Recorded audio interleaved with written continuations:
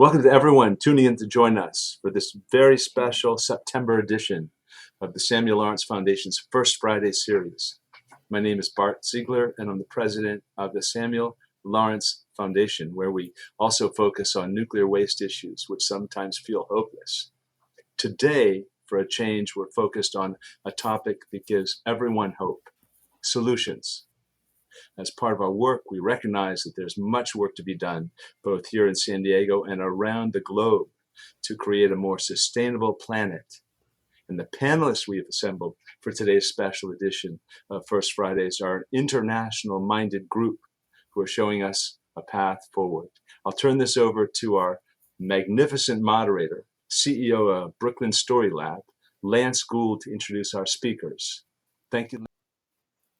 Thank you, Bart, and welcome to all. This month, the United Nations is hosting the Summit of the Future, a monumental gathering of world leaders, experts, and advocates, all united by a common goal: to tackle our most pressing global issues with innovative and forward-thinking solutions. Today, we have convened a panel of visionaries to discuss their own solutions to the future. These solutions will address critical challenges from climate change to energy independence to global health. These solutions are not just answers to intractable problems, but also at scale can give us hope that all is far from lost, and instead that the future can be exciting and full of opportunity. So joining us today as panelists, we have, in alphabetical order, Sarah Beth Broccoli, Senior Director of Climate Services at Carbon Better, which partners with organizations to guide them in the transition to a net zero emissions future through pragmatic approaches to the carbon market. She's based in New York. Dr. Kirsten Dunlop, CEO of Climate Kick, Europe's largest public-private partnership focused on climate innovation, based in Amsterdam. Shannon Henry, founder of the Kalia Group, a sustainable fashion ecosystem committed to the decarbonization and decentralization of the global textile value chain. She travels back and forth between New York and Biella, Italy. Vanessa Nakate, environmentalist, UNICEF Goodwill Ambassador, co-founder of TARD Foundation, and author of A Bigger Picture, based in Uganda. Nithya Ramanathan, CEO and co-founder of nonprofit Nextleaf Analytics, a tech nonprofit dedicated to creating holistic data solutions for low-resourced health systems, partnering with under-resourced countries to make sure they have the data they need to improve the health of people. She's based in Los Angeles. And Josh Witten, founder of Make Soil, a nonprofit that encourages people to participate in community regenerative agriculture through composting. In terms of location, he is geoflexible, moving around the world doing what he can to help make soil grow. He's joining us today from Puerto Rico. Thank you all for joining us at home, and thank all of you on this panel for joining all over the world. For our first round of discussions, we'll speak with our panelists about their individual work. And then in the second round of questions, we'll get their perspectives in a group format, focusing more broadly on where we are in this moment and how we need to step up our actions. So let's start with Vanessa. You wrote this wonderful book, Bigger Picture, which I'm holding up right here, in which you noted that the ongoing degradation of the Amazon rainforest is widely condemned, even in Africa. And yet no one was talking about the destruction of Africa's own massively important rainforest, the Congo Basin, which is known as the planet's second lung. Tell us about the work that you're doing in the Congo Basin, which is in the country just next to your home country, Uganda, and how you got into this work. Thank you very much. My journey of activism started in 2018 when I started to do research about some of the challenges that the people in my country, Uganda, were facing. And I got to learn that climate change was one of those challenges. For me, that was the beginning of activism. I started to read about climate change, to understand its causes and also understand its impacts, because my background was business administration. So I did not have a lot of information about climate issues. When I realized that the people in my country were already being impacted by devastating climate disasters like droughts and floods, I decided to take action by joining the Fridays for Future movement. And I held my very first climate strike in the first week of January in 2019. Later in 2019, I got invited to give a speech at a Rotary Club. And I remember after giving that speech, one of the people asked me about the Congo rainforest. And he mentioned how so many people talk about the destruction of the Amazon, but there is not much conversation about what is happening in the Congo rainforest. And in that moment, I realized that I also didn't know much about what was happening there. So I took an initiative to learn more about the Congo rainforest. I got to learn that it was the second largest rainforest in the world and also the largest in Africa. And I believe that it's as essential as the Amazon rainforest.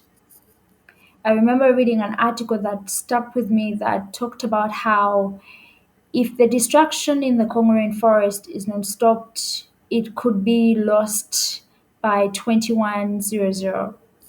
And this is a rainforest that is home to thousands of species, be it animal species, bird species, and also a place where 75 million people depend on its existence, either for food or access to medicine, among others. So that is what really inspired me to start doing a daily strike to raise awareness about the importance of the Congo rainforest and how it's really vital in our fight to make this world a better place, and also to raise awareness about the destruction that was happening. Again, there was a lot of need for me Vanessa, to learn. just ask one question. You said that you started a daily strike. Can you tell us what you were striking from? Was it as a student? Was it as an employee? Tell us about that. So 2019, I graduated in 2019.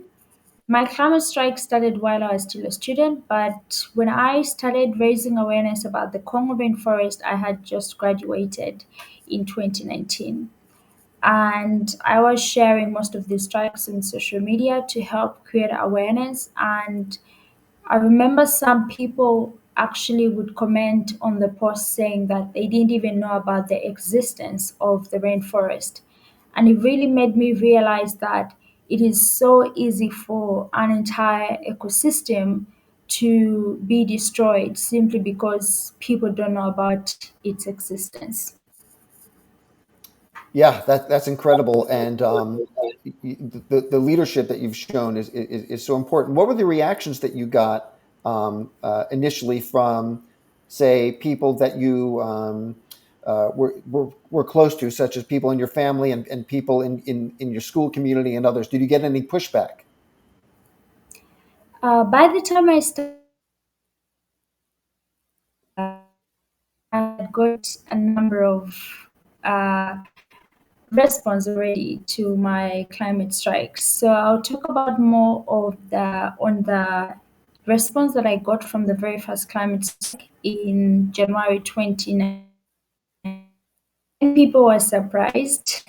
Um, to some of the people that I went to school with, it was quite embarrassing for me to do that, to go to the streets and hold a placard to raise awareness.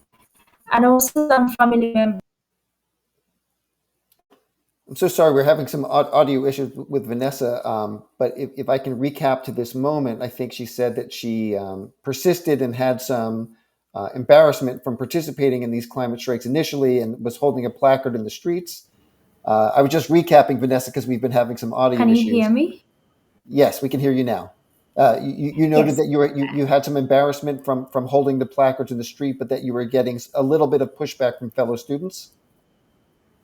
Yeah, some of my colleagues from school thought it was embarrassing for me to do the climate strikes, and also some of the family members. But for the family members and friends, I got to know about this like a year later on, when my father told me that he received a number of messages and calls from relatives and friends telling him that I was embarrassing the family by running on the street during the climate strikes. But he mentioned that he didn't tell me that because he didn't want me to stop doing what I believed in. So he told me a year later on, whereby those comments didn't really matter to me anymore. So there was pushback, but there was also support from my parents and also my siblings, because when I did my very first climate strike, I had some of my siblings and my cousins as well join the strike.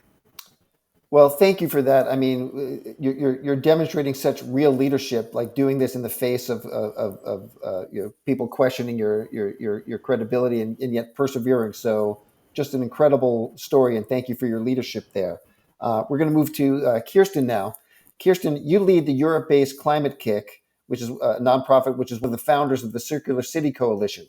Cities occupy only 3% of land surface on the planet, but account for the consumption of 75% of our resources and produce 60 to 80% of our total greenhouse gas emissions. Tell us what the CCC, the Circular City Coalition, is doing to tackle this challenge. Thank you very much, Lance. And hello, everybody. So the Circular City Coalition is exactly what it says it is, except it goes a bit deeper than the usual kind of constellation of organizations that loosely get together and decide they might do a thing. This is a subset of organizations that are part of a bigger whole called the Systemic Climate Action Collaborative, which is a group of NGOs working all over the world on various forms of implementation of climate action, nature action, and people action, particularly addressing questions of poverty and inequality, how to decarbonize and get to sustainable living, how to get to some form of climate resilience, viable climate resilience, and how to regenerate nature.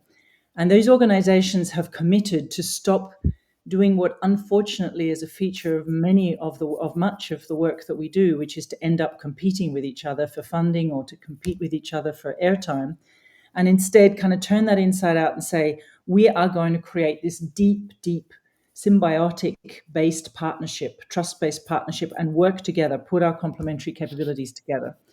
And the context in which many of us have been working for some years, up to 7 years in some cases, has been work of urban transformation and landscape and regeneration.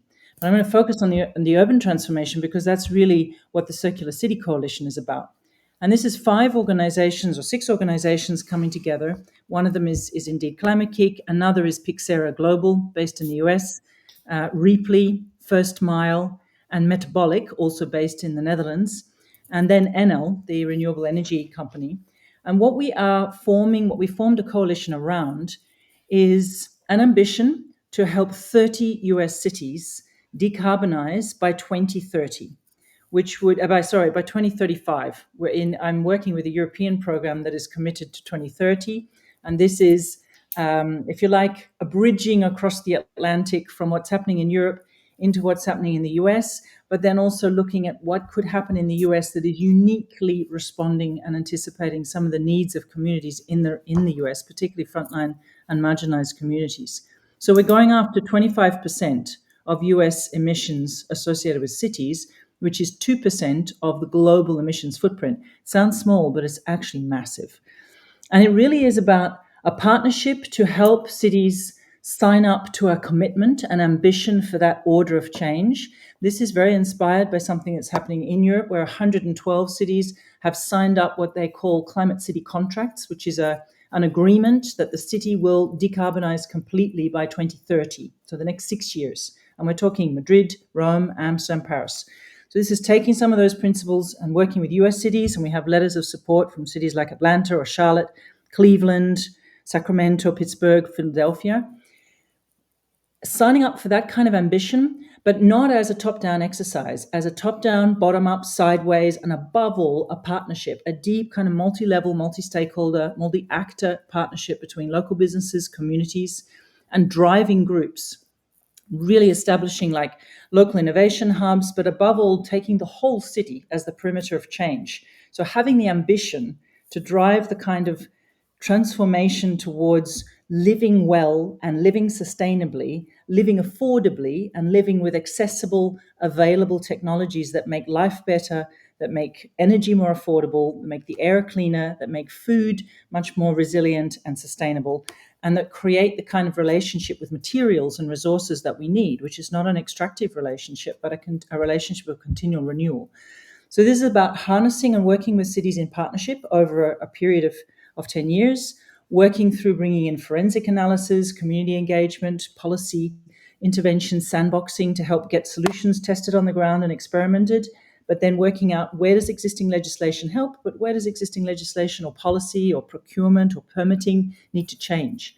And it's about leveraging that through business models that start to create forms of a value accrual and renewal and community-based ownership that can then attract in much, much larger integrated multi-sided cash flows and business models that attract capital. So really building up systems transformation. This is about working with whole cities to create the places in which we begin to bring to life in front of our eyes, by ourselves, with ourselves, and for each other, visions of what it means to live well, live sustainably in urban contexts. We need to do that because we need people to stay working, living well in cities where we can aggregate our needs and have less impact on nature, less impact on the environment, and learn how to get smarter and smarter with the resources we've already got in circulation.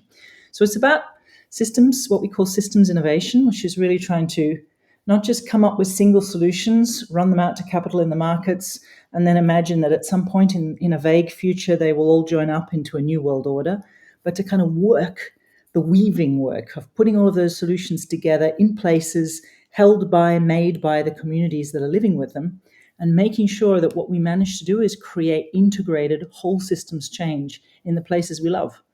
And Well, above all, weaving seems to be the key word, because you're noting how each city will do that weaving, but then you're also weaving 112 cities together in Europe. You're weaving together 30 cities in the U.S. and the collaborative that you mentioned is weaving together, I believe it's 15 nonprofits that are exactly.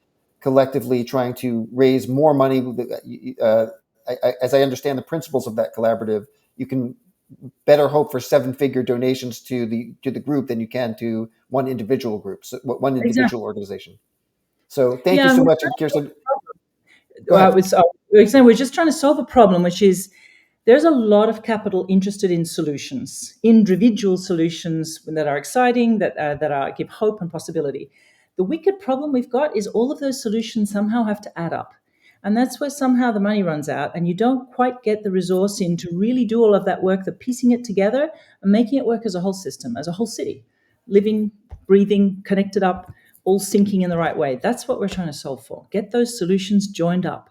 Amazing. Well, we'll hear more about that in the second round of our talk today. But now we're going to move on to Josh. Josh, your nonprofit Make Soil has turned composting into a global movement with 1,200 sites in more than 70 countries. Tell us about how you're creating a worldwide distributed network for organics recycling and therefore building a more resilient food system. Sure. Glad to be here, Lance. Thank you. One way I frame kind of the whole problem of modernity is just that almost every aspect of civilization is out of harmony with the biosphere. And of course, climate change, greenhouse gases, these are one symptom, but we have many other symptoms. We have pollution, we have biodiversity loss, habitat loss, all these things. So, believe it or not, that was my starting premise. Okay, we have a whole civilization out of harmony with the living planet. And how do you bring it into harmony? And there's many approaches, there's many strategies. And what became apparent to me is that individuals were quite divorced from nature and quite divorced from understanding how nature works. That's left to a handful of experts now. Like the average student doesn't learn anything about how the planet works, really, by the time they've gotten out of college, no matter what they've learned. Some specialized field like finance or engineering, still understanding very little about how the planet works. And so my simple idea was, is there a truly regenerative hands-on experience that gives the human race an experience of regeneration? So not just another, I don't know, documentary or edict or PDF to read, but like, can we actually get them hands-on experiencing regeneration? And we don't have to go looking far for that opportunity because it's right under people's noses. Every single person is generating food waste, yard waste, organic matter, and all of that organic matter needs to go back into the ground. And today, almost 95% of it's going to landfills instead. So at Make Soil, we're focusing on this one single leverage point of getting individuals to bring their food scraps to a soil site, which is oftentimes just a motivated individual who we call a soil maker, who opens up their backyard or their front yard or their community garden, receives those food scraps, and together the community watches all of that organic matter transform back into new living soil and keeps that carbon captured, keeps those nutrients from being hemorrhaged off to a landfill, builds community, builds resilience, and quite often they end up growing food together. So that's the experience we're scaling worldwide, and it also happens to, keep actual organics out of the landfill and turning into greenhouse gases. But it really is an experience, a transformative experience that we're trying to spread so that then people after that experience can take a real interest in all these wonderful initiatives you're hearing about today. Thanks, Josh. And two things come to mind for a quick follow-up here. One is, and you mentioned a little bit about this, but could you talk a little bit about how this is a win-win, where you're not putting stuff in landfills and you're also taking carbon out of the atmosphere? It's actually a win-win-win, and you're also enriching the soil. And then secondly, tell us a little bit about topsoil and how topsoil is so endangered and how this helps that. Sure. So when I went looking for a solution to, again, this giant gnarly problem of being of humanity and civilization, I found there's many possible solutions that have some upsides and some downsides, right? You've got some upsides to nuclear, you've got some downsides to nuclear, you've got some upsides to learning about bioengineering, but could you be opening Pandora's box if you get the gene sequence wrong? There's a lot of things that have that kind of trade-off in society right now.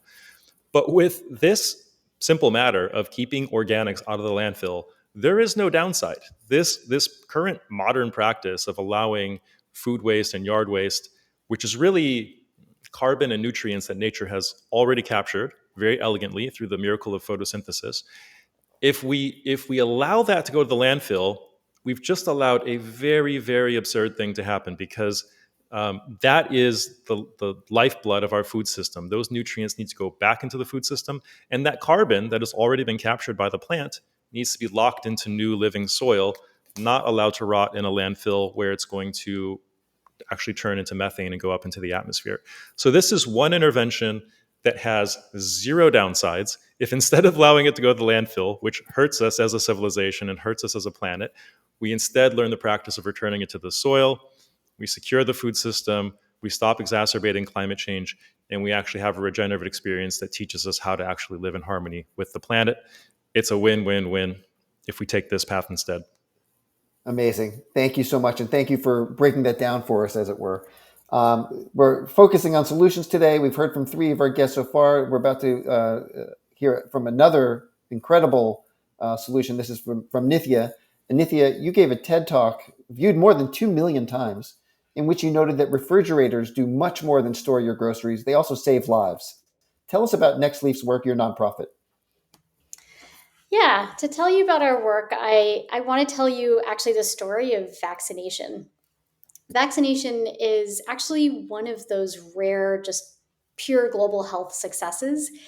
And it was done because of global cooperation, if you can believe it. So actually 50 years ago this year, the world came together and decided that they were going to aim to vaccinate every baby, every child on Earth, because it needed to be a childhood right. And so that has been incredibly successful. It's actually cut childhood deaths in half since 1990. But we can do even better. And so to explain what we do and how we kind of help with that next phase and reaching those remaining kids, I want to actually explain a little of how vaccination works, which is really a miracle. So every year, about 130 million babies a year newborns need to get vaccinated. And this isn't even just like a one-time thing. So these babies need to be visited 4 times a year. They need to get anywhere from 10 to 12 vaccines. And it protects them from basic diseases like measles and polio, and it happens everywhere. But the thing is that most countries operate differently than the US. So most countries are very centralized. So imagine that all the vaccines for every baby in the US landed in Denver.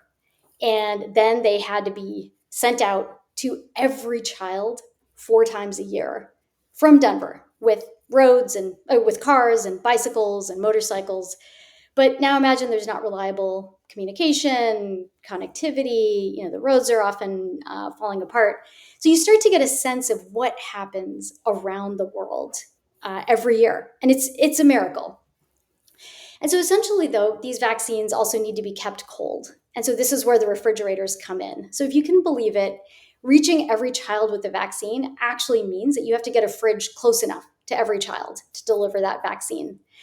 And so the first order of business is getting those fridges out there. We've done that, actually, mission accomplished. And so now, in order to really kind of close the gap with the remaining deaths, a big area that needs to happen is we need to actually make sure those fridges are always functioning. And this is challenging when you've got unreliable power and fridges fail silently. And so actually a remarkable number of fridges right now silently break. And so this is actually where my nonprofit comes in. We built a real-time sensor that goes into every fridge and just sends out an alert over a text message when a fridge breaks. And we found that this replacing kind of the current approach, which is mostly manual and paper-based, has made a massive difference. And so these sensors are now located in about 30,000 facilities in a few dozen countries around the world, in Africa and Asia, and help protect the vaccine supply for 1 in 10 babies born every year. And so that scale has been really transformative. And so now we're looking at what do we need to do to reach every child with a safe vaccine? And we're not just talking about fridges now. We're also going beyond vaccination to look at every piece of medical equipment, because there's equipment to treat newborns, there's ventilators, there's so many pieces of equipment that ultimately are needed to save lives around the world. So we're looking at how do we actually continue to adapt this technology, working with countries to ensure that countries get the data, the funding, the resources that they need to transform their health systems and make sure that every hospital and every clinic stands ready to save lives. It's so fascinating and such a great window into what technology can do. And we're going to talk a little bit more about that in the next segment. But let's go back to vaccines for a second. Clearly, they've become politicized, needlessly, but have. And you mentioned how they save lives of children, but talk a little bit about how vaccines also save a community, and talk a little bit about vaccines generally in the political nature and how that's interpreted in other countries outside of here with a lot of vax deniers here. Yeah, I love that question. So, there's a couple of things with that. One, vaccines do save a community in so many ways. And it's one of those rare things that for most of the time, everybody can agree that vaccines are good. You're absolutely right that there's vaccine deniers. I won't actually tackle that challenge here in the US because the challenge here is actually very specific to the US political scene here. But what is interesting is that there is vaccine hesitancy around the world. And the reality is that is due to a few factors, including the history of where we've come from and ways in which actually communities have received vaccines that were expired, they were, not appropriate for the community, things like that. And so one of the things that I'm really proud of when I look at the progress that the vaccine sector has made is really righting those wrongs by really involving local communities, by making vaccination actually a community-led effort. And I think that's made a lot of progress, in addition to the fact that now we no longer sponsor outdated vaccines to go to poor countries, which did used to happen. That is a reality. And so as we kind of both work to right those past wrongs, we are also able to use this as actually a way to move forward in a lot of ways and kind of bring communities together. And so, for example, one of the ways that's done is that now most of the vaccination in many countries is led by community members. And so community members are the ones actually sending the vaccine messaging out there, bringing their communities together for outreach vaccine sessions. So it's a great question. I don't know if you were aware of all of that, but vaccines have really become this community mobilizer in a very positive way. Building trust in the community and building trust with, again, going back to what Kirsten was talking about, weaving. There's so much weaving going on in all of the work here, from what Josh is doing, what everybody else is doing. Thank you, Nithya. I'm going to move on to Shannon now. Shannon, as the founder of the Kalia Group, you're leading work on another fascinating initiative, which is through a branch of the group that you founded called the Kalia Labs, in which you are repurposing cocoa waste and turning that into fabric. This is such an innovative idea. Please tell us about this process and more about the Kalia Labs in particular. Absolutely. Thank you so much, Lance, Brooklyn Story Labs, and Samuel Lawrence Foundation for having me. I'm honored to be a part of the conversation. I would love to preface with a little bit of background, I guess, about myself and Kalia Group. Kalia Group, we call it an ecosystem that is focused on the decarbonization and the decentralization of the global textile value chain, focusing on textiles because textiles make up the bulk of the environmental impacts that the fashion industry has on our planet. My background is in environmental science, so I worked a lot on the degradation of forests, studying the redwood forest, the Amazon rainforest, and then now taking a look at rainforests of the Caribbean, which I'll get into when I talk a little bit more about Kalia Labs. So the Kalia Group is an entity that's made up of three things. One is that we connect brands and agencies with ethical textile suppliers, mostly located in the north of Italy because that's where the cultural heritage lies. The other aspect is a nonprofit organization called the Council on Sustainable Fashion and Design of Grenada, which is based in Grenada, which is a small island developing state, a very vulnerable region, vulnerable to sea level rise, changing weather patterns, and really ground zero for experiencing the effects of climate change. And then we have Kalia Labs. Kalia Labs sources its raw materials from these vulnerable island states, small island developing states like Grenada, and is working to transform the raw material, agricultural residues in particular. We never use virgin resources, transforming that into next generation materials that we can use in the textile industry in hopes of decarbonization, reducing microplastics pollution, and more. Focusing particularly on our cocoa waste project. Many people aren't aware of this, but the rainforests of the Caribbean are filled with all of these forgotten tropical plants, right? And biodiversity and biomass. And in the chocolate production process, actually only about 30% of the plant is used. The remaining 70% is either incinerated or dumped. So that's contributing to carbon and methane emissions.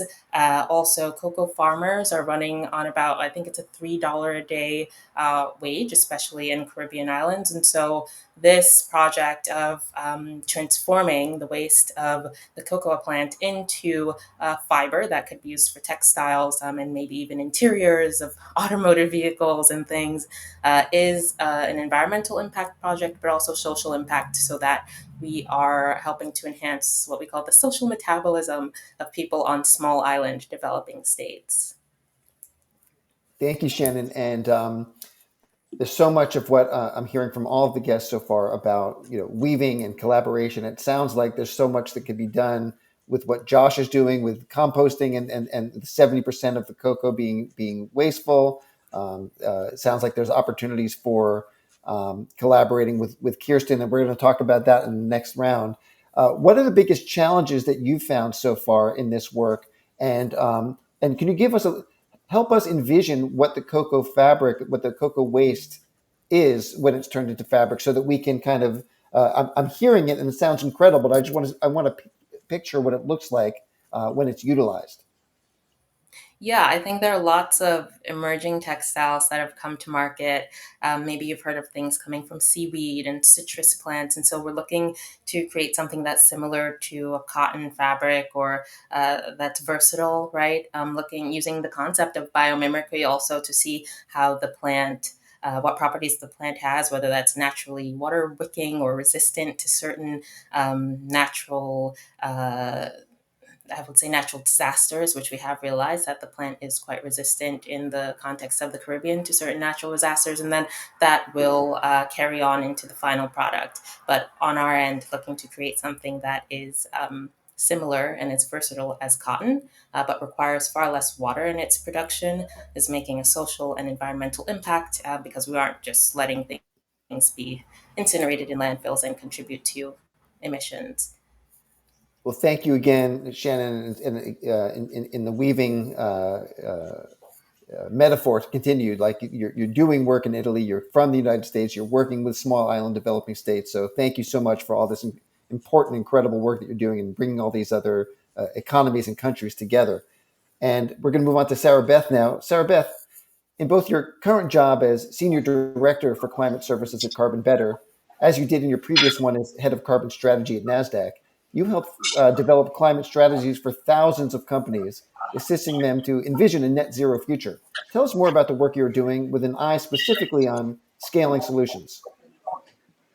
Yeah, sure. I mean, I think it's great to be here, and I love getting this question because I always equate it to this conversation piece of where do you get to the level of kitchen table conversation where you can not only ask your mom and your dad or a CFO if they know what net zero is, if they know what environmental stewardship is, or if they know the difference between climate readiness planning, physical transitional risk, or what the sustainable development goals are. And I think that this huge shift between 2015 to now, where you have a lot of voluntary and compulsory opportunities to participate in these types of conversations has really driven us to where we are today in 2024. So Sarah I think Beth, to take excuse a me step 1 back. second. Sorry. Yeah. Can someone else go? I hear some other noise in the background. Whoever that is, can you go on mute while Sarah Beth is talking? Thank you so much. Yeah, no worries. And it also might be me. I think one of the biggest things, like I'm also traveling on my way to Italy to visit a client, and I'm about to get onto an airplane. So I'm in the Delta Lounge at this Oh, current okay. point in time. So it could entirely be me. But I think that we were kind of discussing like, what is this goal to leverage the power of markets to drive sustainable growth, and seeing what types of key roles we can incorporate by leading efforts in carbon strategy and sustainable development. So when I was at NASDAQ, to your point, I was looking at different types of comprehensive core business strategies that leveraged itself to material interest in climate strategies for hundreds of thousands of companies that list. Well, there's only 4,000 companies that list on the exchange in North America, but we were looking at embedding sustainability into the core business practices. So how do you get from sustainability risk just to enterprise risk management? And underneath like different aspects of leadership, we crafted these solutions in mind with the global regulatory process, not just what the United States is doing, but also what European Union and other regulatory pieces would ebb and flow back between different pieces of supply chain management. So with that, you have things like the Task Force on Climate-Related Financial Disclosures, TCFD as we know lovingly, and how it's evolving up into a larger kind of umbrella standard that raises that minimum standard of care that we really just didn't have when the Paris Agreement was passed in 2015.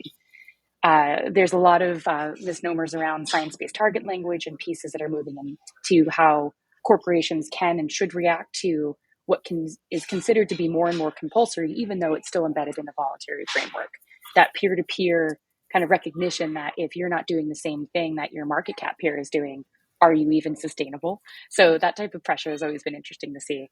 But like to switch into my current role, one of the reasons why I left NASDAQ was this whole point of being able to look at not just the larger issues behind carbon removals and carbon offsets for companies as they're setting these net zero roadmap pieces, but how do you get more towards the procurement piece? How do you get towards supply? How do you right side what is not necessarily a true commodification market space yet to get people to start buying something that will help their business lines towards 2030 and towards 2050 goals?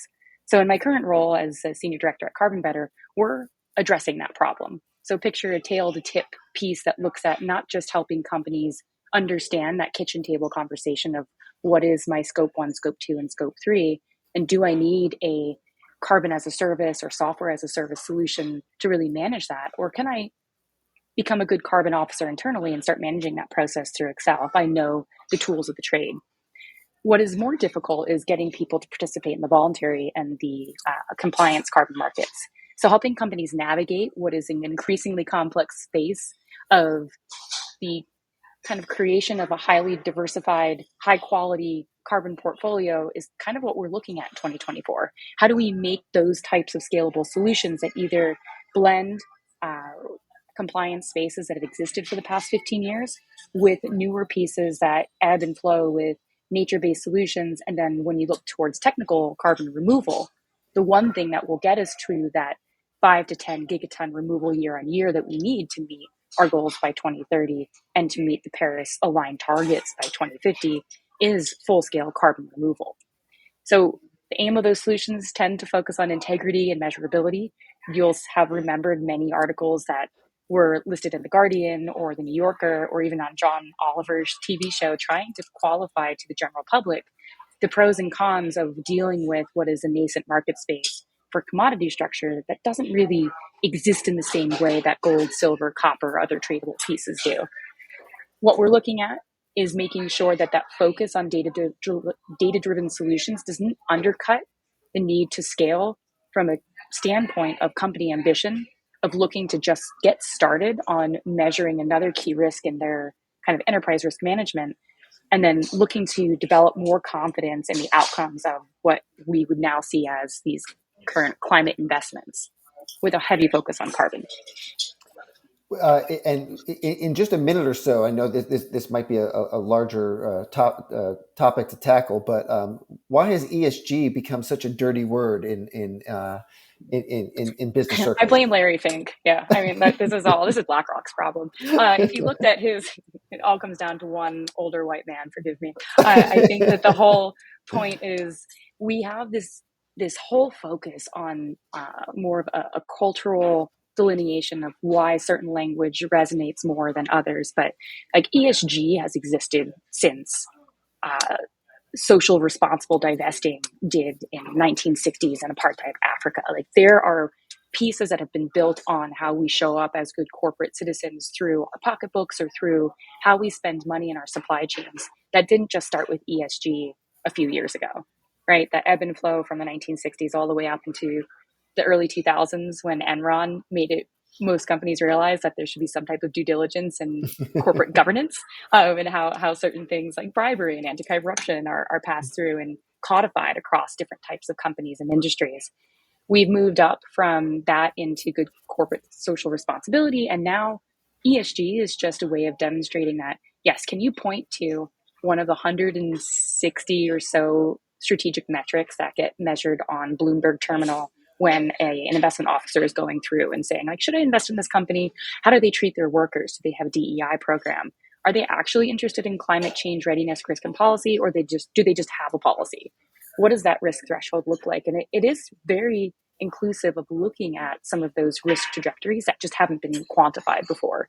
So I think that to put your question down into like two pieces, we're seeing that minimum standard of care raised, and whether it's through ESG, whether or not Larry Fink thinks it should now be called energy pragmatism, we're seeing that needle move. And then I think a lot more companies, and then certainly people here on this podcast could probably agree that we're idea agnostic, but solution picky. And that was one big resonant thing I took away from NASDAQ and moving into my new, thank you, I coined it. I like saying it in different places because you have to be open to all, right? The voluntary carbon markets and especially ESG has taught me that. Like, how do you move around these very difficult decisions when you only have so much money available, right? But that doesn't mean that you can't be open to the idea and you can't move into it with the critical eye of what's best for the company, what's best for planet, and what's best for people. So with that frame, I'll throw it back to you, Lance. Thank you so much. Perfect timing. And I'm going to hold on to you right now because we're going to have you join us for round two here. In the second round, thank you all for giving us such a better sense of what everyone does. Really, again, I'm so thrilled that this group is here today. Now for this next round of questions, we're going to pair two of you together to have a bit more of an in-depth conversation on a topic related to your expertise. And so, and I'd love for you to discuss with each other when relevant. But let's start with Vanessa and Sarah Beth. Vanessa, you wrote an op-ed for Time magazine in which you noted that, quote, there exists an environmental solution that can reduce inequality, build resilience to the climate crisis, and reduce emissions all at the same time. It's called Educating Girls and Young Women, and it needs to happen now. And Sarah Beth, you're a strategic advisor to the nonprofit Women in Climate. So both of you, tell us, let's start with Vanessa, tell us how educating girls is a solution that can have a major global impact. I'm going to give you about 8 minutes for this discussion, and then we'll move on to the next one. Yes, thank you very much. When I learned about educating girls being a key solution in addressing the climate crisis, I was surprised as well. It was from Project Drawdown, which lists 100 things that we need to do to reduce greenhouse gas emissions. And often ranked among the top 10 solutions is education. So there you find girls' education, you find women empowerment. And Project Drawdown explains how educating girls and women empowerment can not only reduce existing inequalities that girls and women face in the community, but also it has the power to reduce greenhouse gas emissions. When I learned about that, I started to make the connection with climate change. I know that climate change disproportionately affects women in many parts of the world. And according to the UN, 80% of the people displaced by climate change are women. But I also know that women are not just victims of the climate crisis. We are also on the front lines of this fight for a better world. And one of the ways to ensure that more women are in leadership spaces where conversations about our planet are being made is through educating girls and empowering more women. It will help keep more girls in school, and also it can equip girls with the skills that are needed to address the climate crisis, and also to be able to participate in the greener world that we are trying to build. We know that climate change is causing a lot of challenges with child marriages, with school dropouts, and many times it's girls on the front lines. That's why it's really important that we prioritize girls' education, we prioritize women empowerment. When I joined the climate movement, it was I was inspired by a young woman in 2019, and that was a 15-year-old climate activist from Sweden, Greta Thunberg. And there were so many other young girls and young women that joined the movement. And at some point, it's like the movement was being led by young women from different parts of the world saying enough is enough. And I had the opportunity to go to school. I appreciate my parents for that. And I think that being able to go to school gave me the skills that I needed to ask questions about climate issues, to teach myself about what climate change was. Because in school, I did business administration, but because of the skills that I learned in school and the knowledge that I acquired in those years, it helped me understand even what I was reading when it came to climate issues. Sarah Beth? Gosh, I don't want to follow up against that, but I'll give it a try. I think one of like my greatest pleasures of being able to do things that are not work and receiving capital back related is certainly like volunteering, where you get to show up in different spaces. And something that's become very dear to me over the past few years is my work with Women in Climate, which is a global organization dedicated to supporting and elevating the role of women in the climate action space and people who identify as women. So if you go on the website, you can see that there are a number of different kind of city scale activations, as well as global and international narratives that helps connect female leaders, innovators, and advocates to meaningful change across various sectors. And besides organizing events and workshops and panels, like we're playing pretty hard at New York Climate Week through 2 activations that we have. But it's really focusing on like, how do we make more solutions for climate change that bring together diverse voices that addresses the climate crisis through a more inclusive lens.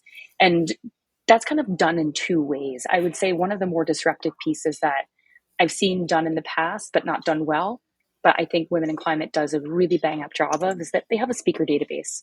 If you look at a couple of international opportunities, there's considered like a gold standard of how you need to like diversify panels or get people access to panels, even knowing that they can participate on a speaker stage. We do a lot of that legwork and leverage points of creating profiles for women and individuals that identify as women to give that level of access and table space availability. And having those types of opportunities for networking, learning, and celebrating contributions of women to global climate action is a drop in the bucket, but it's a big drop in the bucket. And I think what the founder did, Michelle Lee, when she established Women in Climate, was meant just to amplify that voice of leadership, of making sure that we weren't just giving people roles in speaking spaces, but connecting people across a platform to enhance and drive this type of diversity and sustainable innovation. One piece that I think we might have all heard before, but I want to reiterate and think is meaningful here is there's always that 3 power play. Is like, do you have a seat at the table? Okay, great. Do you have a voice at the table? Cool. So if that seat's not enough, like what matters next is being heard and respected. And then, do you have a voice that's remembered? Where does that influence and where does that access last? And you can see that through different types of people over, I think, the course of the climate movement, where I think Christiana Figueres, the individual that brought the Paris Agreement to our hands and into businesses and into countries worldwide, she gave seats to the table to the global NGO community to participate in what was considered a closed door process before 2009. When you think about voices at the table, one person that comes to mind for me is Mary Robinson. So, former president of Ireland, was a prime example of someone who used her seat but made sure that climate justice had a place in a conversation when it wasn't necessarily one of the biggest things that people wanted to talk about in terms of transitioning economies.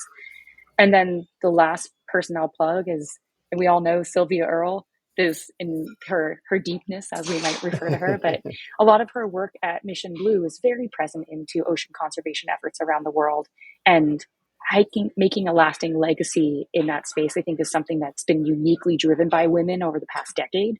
And creating those systems and structures to remember and integrate perspectives across this universe is deeply important to me. And we'll continue driving work in the women in climate space, but I think continuing to advocate for individuals here on this call to come and join us is now my next feat, because there's some pretty awesome people here. Vanessa, I'm looking at you, but I'll throw it back.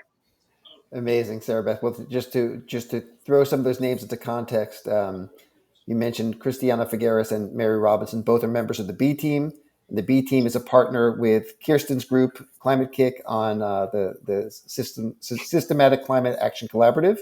And you also mentioned Circles. You also mentioned Sylvia Earle, who's who's an alliance member of Blue Planet Alliance, as is Women in Climate and Michelle Lee. And Blue Planet Alliance is also a partner of Samuel Lawrence Foundation and a contributor to this podcast. So thank you for bringing up those names. And I didn't know that, but how helpful was it that I put that into my speaking notes? Amazing, but to your point, yeah, there's just so many connective circles in this group, and I hope that all six of you get to collaborate together after this podcast. But now we're going to move on to the next round, or to the next segment of this round, and let's bring in Nithya and Josh for this one. Josh, you were named by former President Obama as a champion of change for your work as founder of Translock. I hope I'm pronouncing that right, Translock, a tech company that pioneered the delivery of real-time transit information to riders and administrators. And Nithya, your nonprofit NextLeaf, as you told us a little bit about before, is taking things a step further using IoT data, upskilling health workers on data use and holistic process redesign to help ministries of health around the world get ready for AI. So both of you, tell us how technology can be a solution for the future in both the agriculture and health spaces. And let's start with Josh. Yeah, good question, Lance. So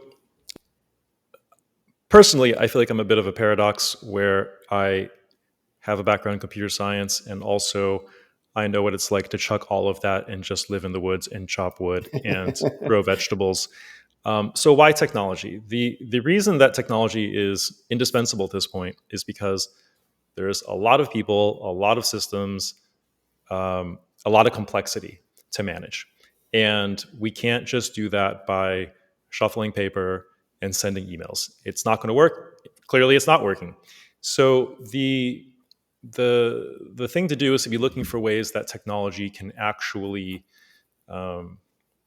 help to protect nature, to make civilization go easier on the planet. We have to be finding those solutions, but also we have to be understanding how nature and the planet work, so that we're not just pursuing some kind of techno lust, because we can.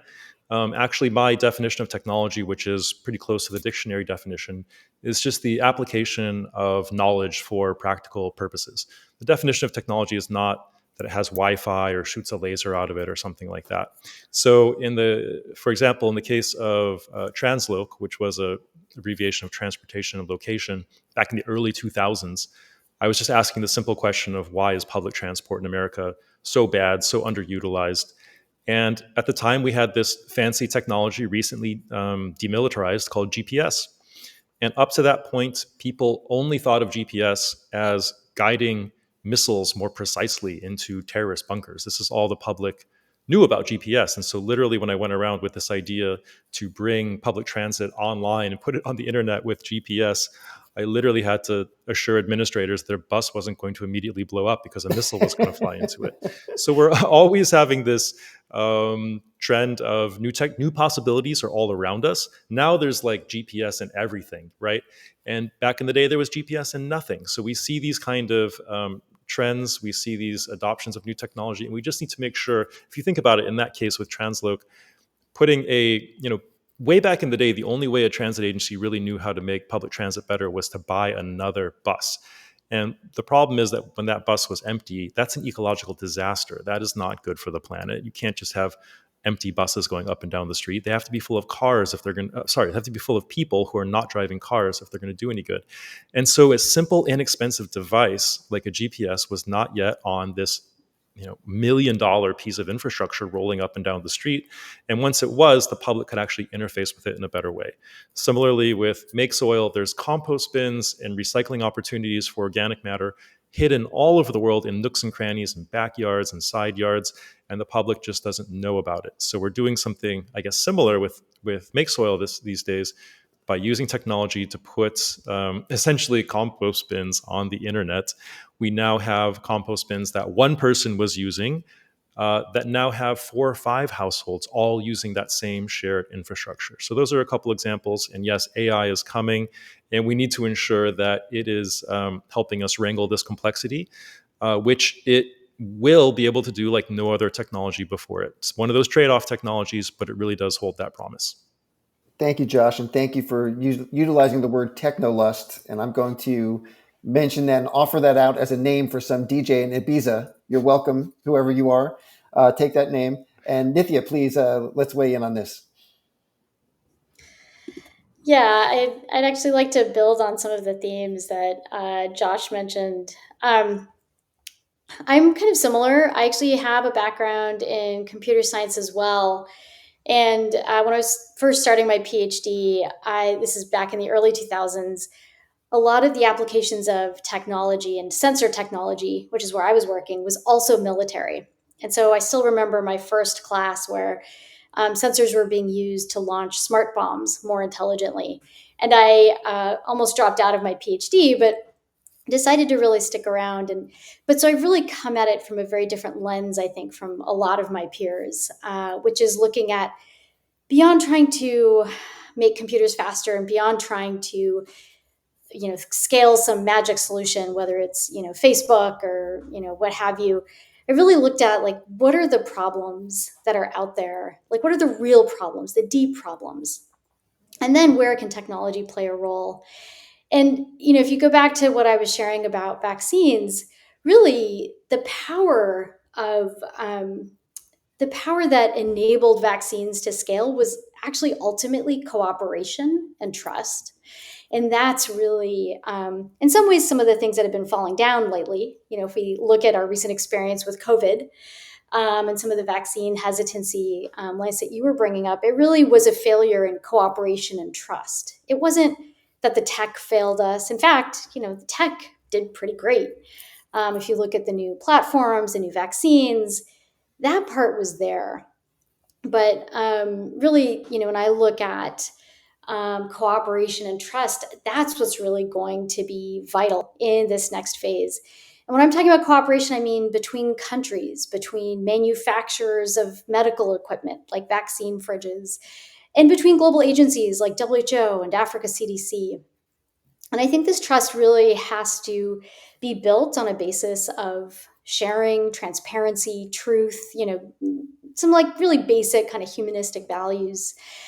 And we're starting to see the seeds of that. So when I look at even coming out of the pandemic, I see better cooperation between manufacturers and donor agencies. And so we're starting to see more local manufacturing of medical equipment closer to the actual customers in Africa and Asia. That's amazing. And that requires technology transfer, cooperation, new financing flows, all sorts of things. I'm also seeing better cooperation between countries. So increasingly, countries across Africa, countries between Africa and Asia, countries between Europe and Africa are starting to learn from each other. starting to engage more around how do we share data? How do we actually approach some of these problems differently than we have in the past? I'm also seeing, donors play a different role as well, and thinking about what is their role, and how do we kind of recover from some of those mistakes of the past, that go back hundreds of years, and really think differently about how we work together in partnership and collaboration rather than in sort of old school punitive or top down ways. And so that's, I mean, when like that's sort of the basis. And then when I think about then the role of technology and all of that, um, technology alone is not the answer. Technology is often seen as a single bullet, but we really know that it's not. And so I'm really thinking a lot at NextLeaf about how do we build our data platforms to actually engender trust, to engender credibility, to engender openness and collaboration, so that solutions of the future are able to really operate and take into account the realities, and also learn from the mistakes of the past. And so, when we think about the data platforms, we think about helping countries build skills to use those data, use that data, to own that data, to control that data, so that we start to level the playing field and really ensure that even the poorest countries have a real seat at the table when the next pandemic hits, when medical equipment's being distributed, and all of that. So that's really been our view and our focus is, yes, we build the technology, and we also think a lot about what is the rest of the environment around that technology that's needed so that we get to the kinds of impacts that we're trying to get to. Thank you, Nithya, and let me just note what a great job NextLeaf is doing in convening so many of those partnerships and so much of that collaboration and utilizing that technology to make sure that this data is available and at an instant and in such innovative and creative ways. So thank you for that. Now for the third segment of our second round, let's bring in Kirsten and Shannon. The fashion industry is notoriously one of the worst sectors for the environment, estimated to be responsible for 10% of global greenhouse gas emissions. It might even be more than that. Shannon, tell us about that from your perspective as a designer working with innovative fabrics. And Kirsten, how can circular cities and reverse logistics play a role in reducing the negative impact that fashion and other industries have on the environment? So let's start with Shannon. Yeah, absolutely. I know that 8 to 10% number that we normally use when we talk about fashion's impact on the environment, about 70% of that is due to the textile industry. And so I'll focus on textiles and the impact of textiles on fashion. And fashion and textiles start at one of two sources, which is either a farm, if you're talking about a natural fiber textile, whether it's cotton, it's wool, it's linen, or it starts with oil, because polyester is unfortunately petroleum. And we're also extracting more petroleum than we can keep up with. It's a non-renewable resource. So the impact of fashion on the environment has lots to do with textiles. I do want to just bring out some key points around polyester in particular, since I'm an advocate for natural fiber textiles and next generation materials, is that we don't realize that when we wash a load of laundry, for example, there's about 700,000 microplastics being released into oceans just with one wash. And so we use that 8 to 10% number, that's GHG emissions, but there are the other factors like microplastics accumulation in our oceans, right? And so with one wash, so many microplastic particles are being released. Right now, about 25% of all microplastics in our oceans are coming from polyester clothing, whether it's our washing as individuals and consumers, but also in the production process of developing polyester textiles, because as we know, textiles go through washing processes, dyeing processes, and so all of these toxins are ending up in the ocean. So I would love if we would start also including those other factors like microplastics, the toxic chemical dyes going into our oceans, as well as the carbon emissions and methane emissions that are coming from clothing being piled up in landfills. When it comes to textiles, I think that there are solutions for the future, like the textile that I'm working on, but also we could learn a lot from the past. Linen, for example, is derived from flax, and it only makes up 1% of the global textile market, when it's actually one of the easiest to cultivate, requires 60% less water than cotton does, but it represents 1% of the entire textile market, while polyester represents 60%, and it's coming from a non-renewable resource. So I think there are these sort of shifts in industry and mental mindset shifts of whether it's fashion brands and conglomerates, that we can make these changes that don't necessarily require massive investment or new technology, though I do think that, again, solutions for the future could be rooted in the past, like having more linen crops around the world, but then combining that with technology. So maybe using blockchain and supply chain so that we're more transparent. Just all of these factors that come into play. And in general, I think that if we shifted our mindset to look at fashion and textiles as more of a wellness issue, like what we put on our bodies is just as important as what we put in our bodies, right? Realizing that most of these things are made up of non-renewable petroleum, that there would be a broader change, and that we could together collaboratively have a less impactful fashion industry. Whether you're a fashionista or not, we're all required to wear clothes, so we all have an impact. And yeah, I would say that's my take. We could learn a lot from the past and combine that with tech for the future. I just learned a lot from you just now. You just shared so much with me about. I didn't realize. I mean, I know microplastics are a problem. I didn't realize. Was it 700,000 come out in every wash? You said. In almost every wash. Oh my Yeah. goodness, that is such an incredible stat and such a depressing stat. But let me throw it to Kirsten. With an eye on solutions and what you guys are doing in cities with recyclables, with repurposing things. Let's take it from that perspective. Thank you. Well, just to add a couple of numbers to put it into perspective.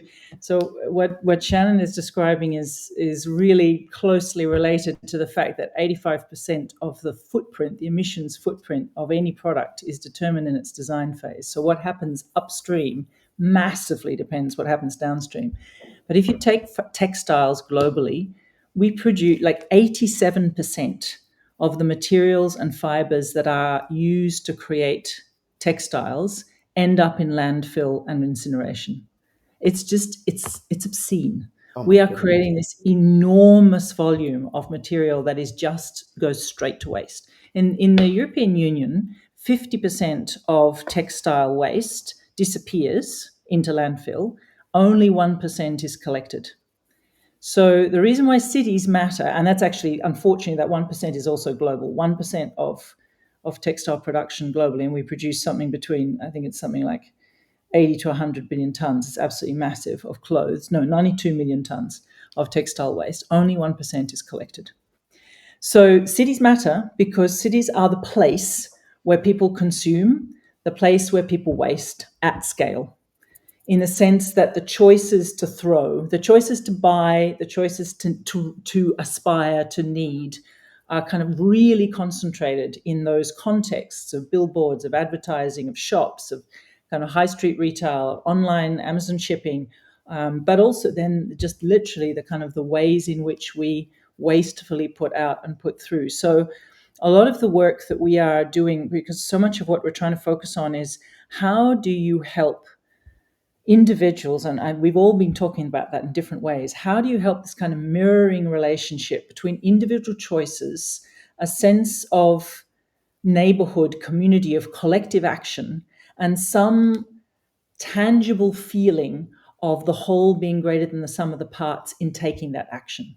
And in urban context, it is possible to do that in places like that mirror, literally that create mirrors for people to both see the outcomes or have those outcomes brought to their mind's eye, but also mirror what is the alternative, what can it look like? So a lot of the Climate Geek is an organization that supports solutions development, venture building, ecosystems. We've talked about ecosystems a lot here, ecosystems of multiple solutions then working together. So if I just name a few organizations that we're involved in, things like Vienna Textile, which is a startup that works on using bacteria to put color dye into cloth.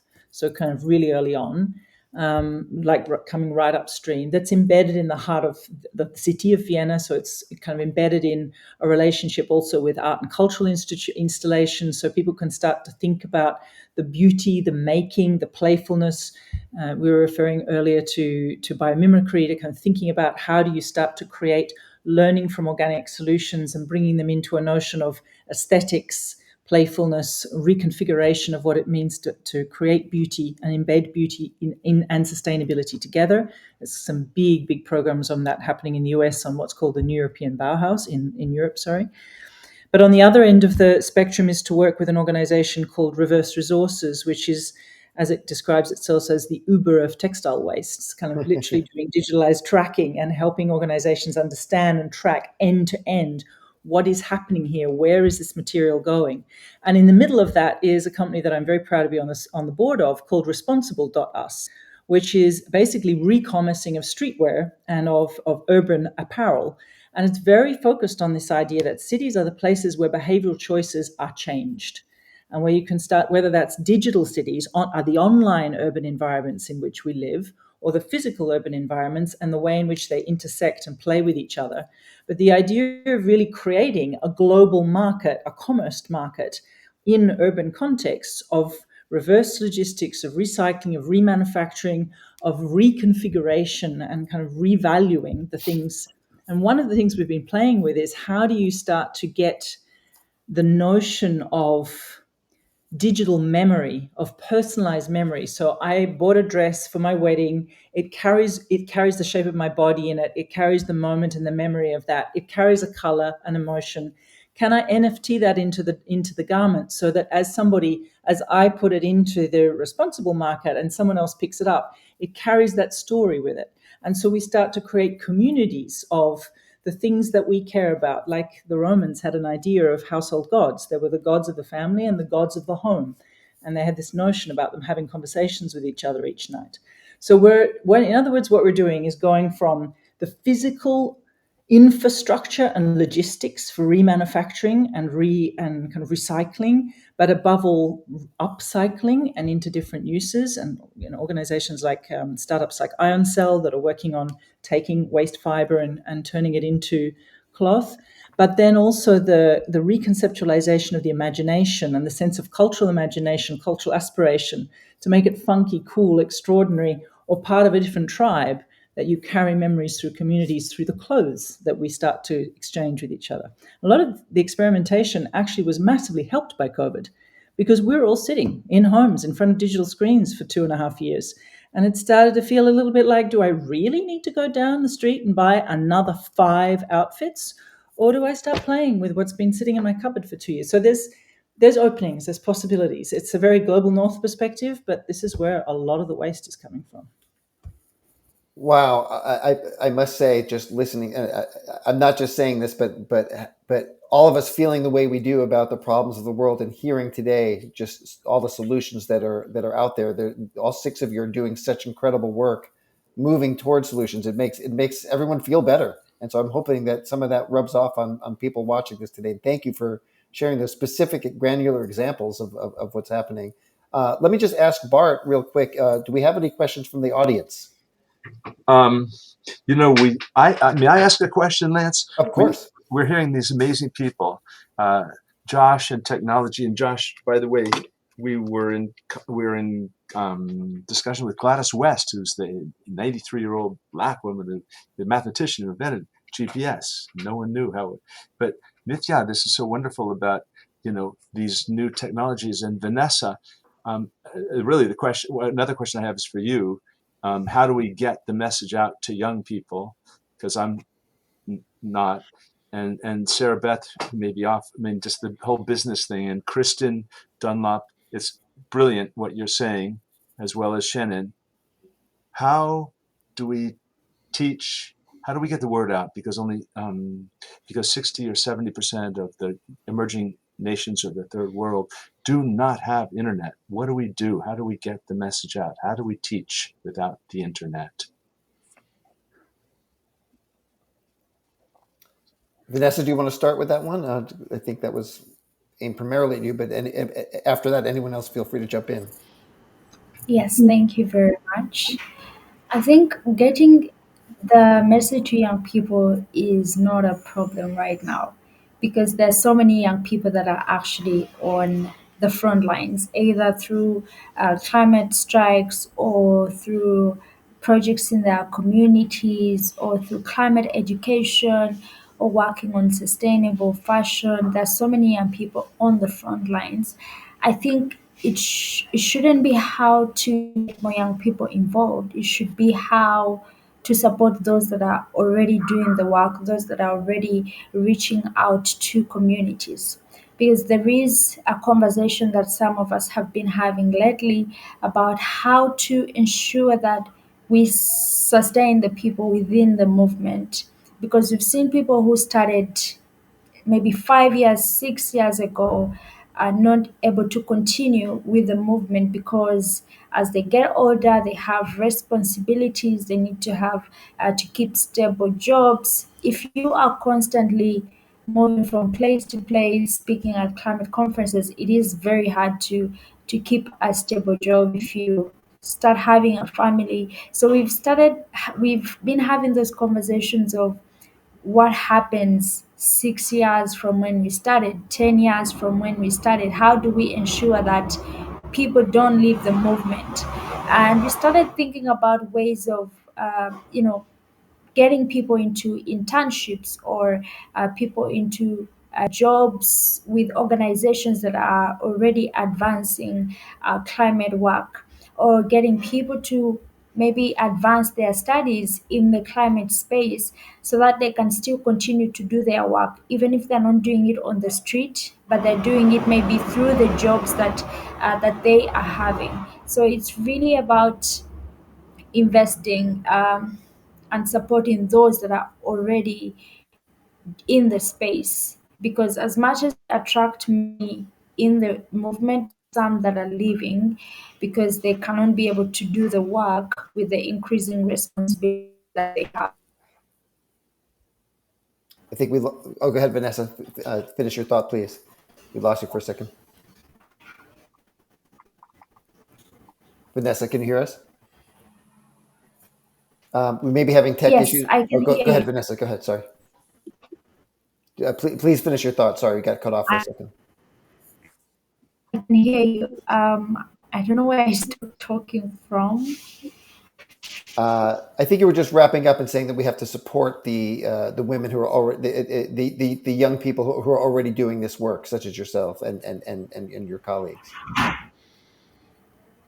Yes, because as much as we will attract more young people in the movement, there are people that are also leaving the movement. So, how do we ensure that those that are already in the movement stay and those that join the movement stay as well? Excellent. I'm going to move on now because we're coming up on time, and I wanted to make sure that we get to our last segment.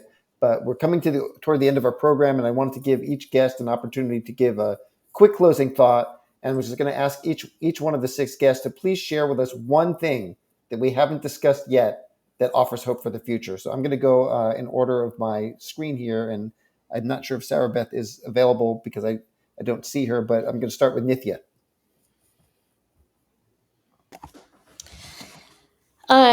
Just really appreciate being able to be here. Thank you so much, Lance, to you and to everybody else. And I've just been really inspired to hear about the solutions and the kind of ways in which people are thinking about complexity and weaving together multiple different players as each of us tries to tackle our own problems in our specific spaces. Excellent. Thank you so much, Nithya, for being here. Next on my screen is Vanessa. If your connection is there, we'll hit you, and then if not, we'll move on and come back to you. Can you hear me? Yes, we can. Yes, well, for me, I really appreciate having been on this panel. I think it really shows how people are addressing the issue from different perspectives, and it really makes me respect the different angles that we can make this world a better place. And in addition to that, maybe for the people that are watching, to know that you don't have to go to the street if you're not able to do that. You can still work to make this world a better place, regardless of what you're doing. We've seen lawyers in court supporting activists. We are seeing people doing work in sustainable fashion. We are seeing businesses trying to make their operations more sustainable. So it's really fine adding activists to what you are already doing. If you think that you're not able to go to the street. Amazing. Thank you, Vanessa. Shannon. Oh, also, thank you so much. It was really great to be here and amongst everyone. I always like to highlight how interconnected everything is. I think sometimes we work in silos and I'm like, sustainable fashion, but it's really interconnected with agriculture, also with technology, with cities, and overall just lifestyle. So I just want to highlight that everything is interconnected and we all have just different assets that we can offer to help. Move each other's initiatives forward. And I look forward to speaking more, collaborating, and being connected. Yeah. So well said, Shannon. Thank you. And Kirsten. I'm going to build on something that Shannon mentioned earlier, biomimicry, and particularly abundance thinking. I think one of the things that gives me enormous hope, and I was actually just thinking about what you were saying, Vanessa, and I completely agree with your response, was about to say the same thing. We don't need to get to young people and teach them. We need to listen, empower, unlock them, mobilize them. But there's just such a hopeful shift if we do stop thinking about doing green as some subset, specialized, elite, or impoverished subset of normal activity. If we start thinking every single job on this planet is a green job, every single financial system, economic system either constructs a regenerative future or destroys it. It is becoming that binary. But when we start to use things like biomimicry and we start to really understand ecosystem services and tune in to learn how every single natural system has ways of renewing resources, of preserving nutrients, of looking after actors in its systems, and we kind of copy that and begin to use that as a frame of reference into our own systems, you start to get abundance thinking. You start to open up all these possibilities. And I think that's why I have a beef with ESG, because it's a subcategory of creating this kind of virtuous behavior instead of mainstreaming into the entire construct. Actually, things like modular geothermal energy, a pipe up from the core in every house, that's energy democracy. That is a completely different world of possibilities, of access, of affordability, of the basics of well-being. So my pet project, when we get stuck, and I'm thinking about this when we get to the Summit of the Future in New York, if we started flowing oxytocin through the air conditioners, we might actually have people starting to really lean into each other and go abundance thinking. How do we start to do this in ways that's not about a subcategory, it's about mainstreaming a completely regenerative mind shift. All right. Well, let's talk with security at UN and see if we can make that happen. And Josh. One thing that gets me excited is the possibility for a real state change from where we are today, where you just heard, again, I'll reiterate that like sustainability jobs, regenerative jobs they're still too fringy, right? Like if you go out into traffic and stopped every car and rolled down the window and said, where are you off to today? You'd probably get to car number 200 before you found somebody in a real job doing sustainability or regeneration. And it's almost like the perfect setup, though, because we keep hearing that there are people who are lacking purpose, and there's this existential crisis, and they don't know what to do, and there's a loss of meaning. And then on the other hand, we hear that the planet is, and we know the planet is in trouble in more ways than you can imagine. You look around, and there's just work to do everywhere. Well, isn't that kind of the perfect pairing? Like humans are needing more purpose and they're wondering what to do with themselves. And we're worried AI is going to take all our jobs away. And then you look over here and it's nothing but jobs to be done in regenerating the planet, in harmonizing humanity and our civilization with the biosphere. So I'm really excited about when that really obvious tension collapses into a new stabilized state where humanity realizes how exciting it is to work together to take care of the planet. There doesn't need to be a lack of purpose in anyone's life. There's tons of purpose to shovel shoulder to shoulder every day. And so I'm excited to be around for when that happens. And yeah, any of the speakers here obviously are modeling ways to get involved. And again, you rarely go to university and like are confronted with a menu of choices. And this one is like, regenerative job here, sustainability job here, take care of rivers here. It's not really on the menu. And so we're all kind of having to find our way to these careers, sometimes second careers, and stumble our way toward them. But I'm looking forward to them being the dominant occupation of the human species, taking care of our planet. What a great point. And that's really 5 great points. And I know we would have gotten a 6th great point if Sarah Beth was still here. I don't know if you can hear me. Sarah Beth, give me one last shot. I know she was at a Delta terminal, so she's gone. Okay. Well, we will get a chance to chat with Sarah Beth afterward. And thank you all for this wonderful conversation, for sharing your perspectives here today. All of you are doing such inspiring work, and I hope the audience will follow up and check out your work. And I hope you have a chance to use this introduction to work together in the future, all of the panelists. That concludes our program today.